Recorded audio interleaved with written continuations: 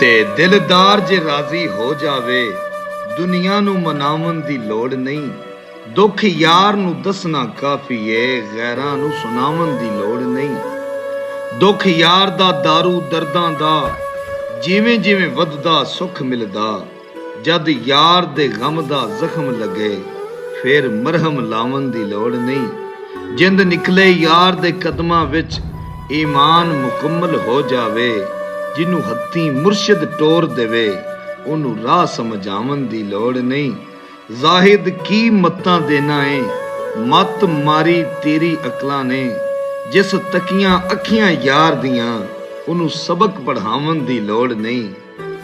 ਨੇੜੇ ਹੋਵੇ ਜਾਂ ਦੂਰ ਹੋਵੇ, ਆਕਾ ਦੀ ਨਜ਼ਰ ਮਨਜ਼ੂਰ ਹੋਵੇ। ਜਿਹੜਾ ਮਰ ਜਾਏ ਯਾਰ ਦੇ ਕਦਮਾਂ ਵਿੱਚ, ਮਹਿਸ਼ਰ ਨੂੰ ਉਠਾਵਣ ਦੀ ਲੋੜ ਨਹੀਂ।